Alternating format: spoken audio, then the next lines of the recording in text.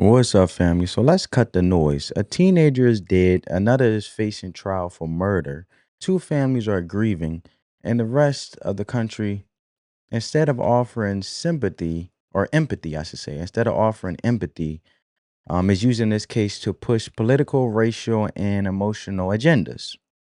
What happened in Frisco, Texas is tragic, but what's happening in the media and online, that's shameful. So today we're going to walk through this case based on what we know, cut through the chaos, and talk about the human cost of trying to go viral off of someone else's pain. So with no further ado, family, I would like to preface the conversation before we watch this clip and what actually happened and figuring out how I am going to speak on this, right? So a 17-year-old named Austin Metcalf was stabbed and killed during a track meet. The teen charged with his murder is Karmelo Anthony, not the NBA player, just a boy with the same name. He's been charged with first-degree murder. That charge didn't come from Twitter. It didn't come from a mob. It came from Frisco police who found enough probable cause to arrest and charge him, which means they believe there is evidence of intent. Let's be clear. Probable cause isn't based on feelings. It's based on facts. So police don't arrest minors for first degree murders on a whim, right? And let's talk about the legal process play out, right? Because it's being told from the Karmelo Anthony family, which is the parents and so forth, it is being argumented. Also, the sentiment of the people who actually agree with the Karmelo Anthony family is self-defense. That's the argument that's being posed. Maybe premeditation, possibly, but that's not for you or me to decide right now. That's for the court to figure out with evidence, witnesses, and legal standards. But instead, the public has already decided who's guilty in a court of public opinion, who's innocent, and who deserves to suffer, all based on skin color, speculation, and social media clout. We got people comparing this to Kyle Rittenhouse, using false claims like he shot people in the back, which anyone who watched the trial knows isn't true. Misinformation like that taints real justice, people. But however, let's talk about the press conference, right? The press conference drama. Before I talk about it, I want you guys to see the clip. With no further ado, let's go. Now to new developments on that deadly stabbing in Frisco. The suspect's family, for the first time, called a news conference to reject some rumors circulating online. Reporter Jobin Paniker says it all changed when the victim's father walked in. Well, this is such a tragic case, and it is sad all around, but it's also had its share of surprises, and what happened this morning is no different. We were all waiting to hear the Anthony family talk for the first time on the record. It was supposed to start at 11. 10 minutes turned into 20, then 30. The reason? Austin Metcalf's father, Jeff Metcalf, had walked in. Who was not invited, he knows that it's inappropriate to be near this family. But he did it. Karmelo Anthony is charged with murder in his son's death at a track meet in Frisco on April 2nd. Jeff Metcalf said nothing. He just stood and waited.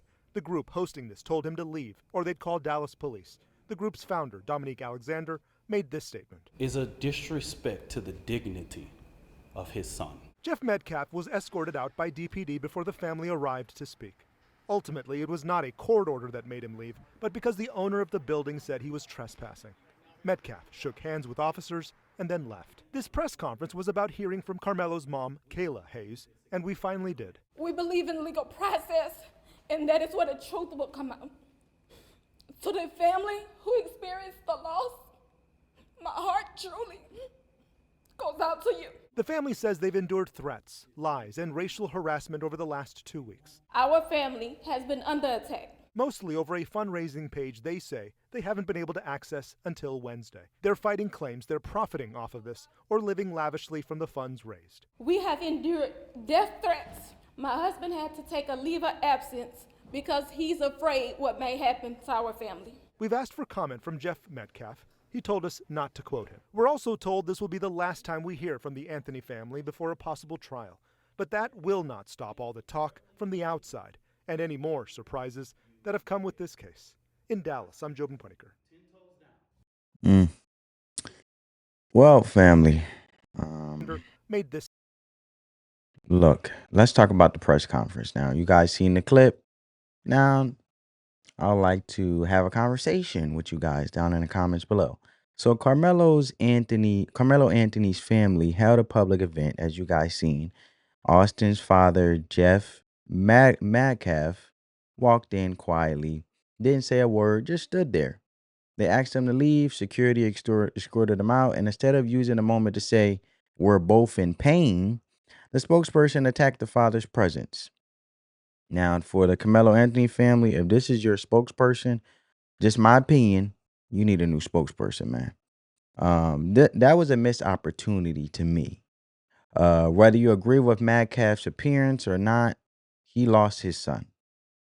And in any other tragedy that alone would earn some grace, instead it became a power play.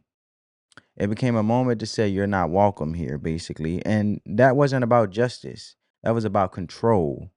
And weaponizing race for retweets is wild to me. This case has been racialized to the point where truth doesn't matter anymore. It's became more about white people never want unity. Black people are using the race card. The system is rigged. This is about revenge. No. This is about a dead teenager and another whose life is on the line, basically. You don't have to erase race to talk about the truth. But you also can't make every tragedy about tribal loyalty. That's not justice, that's performance. And when you reduce tragedy to identity, you stop caring about the facts. And that's what we're watching happen play out right now, family. At the end of the day, they were born the race in which they are, but race has nothing to do with the factual thing of what happened. See, I don't care about the color of people's skin. I care about the content of their character, right? I don't care if you black, white, blue, green. What's right is right and what's wrong is wrong. And the family's plea versus this internet protection when it came to Carmelo's mother speaking out, as you heard, about her family being doxxed and having death threats and their child afraid to sleep alone and the stress on their mental health, the backlash over fundraising. Let me be real. No family, guilty or innocent, deserves threats, harassments, or lies. But public criticism about how they are handling the situation, that comes with being public. They held the press conference, they put out statements, they launched a fundraiser. Once you go public, the public is going to react. Not always fairly, but that's the reality of it. If you want privacy, don't host a press conference. If you want fairness, let the legal process play out without playing the victim and playing in the Victim Olympics in front of cameras. Now, here's where things get dangerous because I feel like it's a tactic to manipulate the jury pool in a way. And no, this is just my opinion having a conversation. It's obvious that part of this media strategy is to sway public perception before trial. That's not conspiracy. That's classic defense PR, right?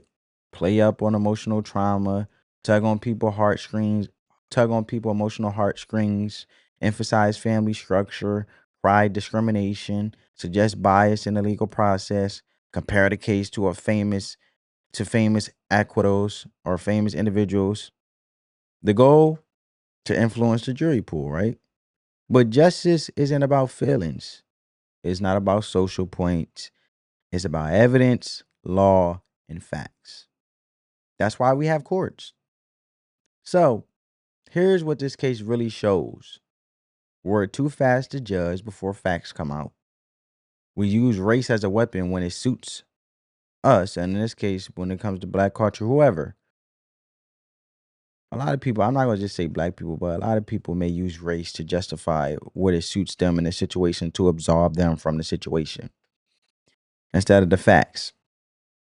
Once you start adding your emotions and things, you automatically start making misconstrued, wrong decisions. That's why you have to be logical, and that's why if you focus on the facts and the results, it will automatically prone you to be more logical. But look, the case really shows us we call for justice, but only when it aligns with our emotions, as was being played out. And we forget that behind every headline is a family in pain. You don't have to pick a side. I'm not picking no side. You don't have to assume the kid was perfect. You just have to demand the truth and give space for justice to actually work. So before people tweet and share or post a theory, they should be asking themselves, in my opinion, do I want justice or do I just want to be right? Right? And you know, it's unfortunate, man. It's unfortunate, but also you're not even supposed to bring a weapon to school. And if you're at a track meet, you're passing a baton, not a knife. So, and also, if there was an issue and this issue was ongoing in regards of him being picked on and so forth, as a child, you tell the parents. You tell the teacher, you tell the coach, and then the coach will speak with administration at the school, faculty, and then they'll talk to the parents to prevent things. That's how you go about things. Being in a structured, controlled environment, having emotional control and self discipline. But let me know what you guys think down in the comments below. Rest in peace to the young man. Uh, Look, man, I have a son myself. This hit home for me. And I'm not picking either side. Just what's right was right, what's wrong was wrong. And it's mind blowing to me as I see this story unfold, because there has been individuals actually saying that the Karmelo Anthony family has basically brought a mansion, renting a mansion or something. I could probably pull it up right now and have a conversation and just, you know, let the thing play out, man. Let the thing play out. But we seen this play out with Black Lives Matter. They basically played off of the sentiment of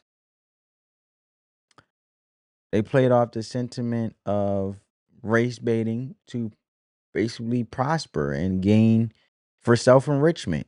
You seen them go bankrupt and they were buying mansions and stuff, and they wanted to play the race card, but they're buying houses in white communities. If that's the case, if you want to play that right way, then stay out of white communities. You never see the same fundraising though when it's black on black crime. And I'm just being objective here. I believe I am. Correct me if I'm wrong, because I'm always open to the possibility of being wrong. I am just trying to have a conversation, man. Um, Look, it seemed like to me it's sort of playing out in the same case in regards of the whole uh Black Lives Matter situation. If you really think about it, mm, because it's crazy because it's like the young man is being awarded for his actions for committing a crime of killing another young man. The fundraiser going up and basically getting funded for a crime that he did, and that's what's mind blowing to me. When has crime been awarded? That's the real question, family. Um, and for some reason, that's what it seems like it's playing out. I don't know why. I don't know when it was so cool to commit a crime and be awarded for it to get boatloads of money. But I don't know, man. I don't know. I don't know. But they're renting a mansion. I'm actually looking for the TikTok right now. And it's mind blowing to me. So I want you guys to see this. 1 second while I bring it up. Let me see if I can share it on the screen. There you go, right here. Make sure you guys can get the audio right. And I want you guys to actually see what's going on here. So with no further ado, let's check it out. Let's check it out, people.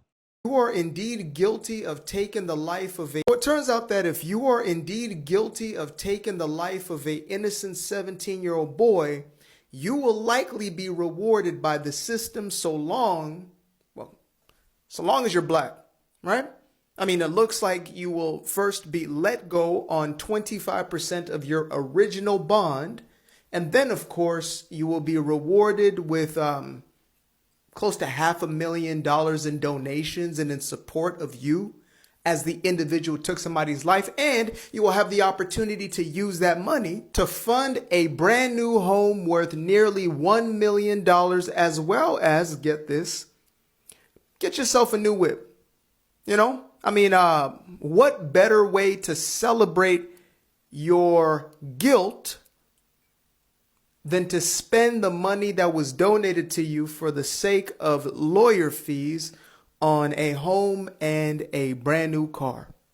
Allegedly, of course. This is all allegedly, even though it has literally been publicized by a host of different trusted sources. Yeah. Turns out that that's what will happen to you if you make this decision. But of course, you have to qualify with the whole be black first day, right? It's kind of a requirement in the whole shindig. Be black, and then you get the rest of the rewards for your crimes. That's the America that the liberals have created for us.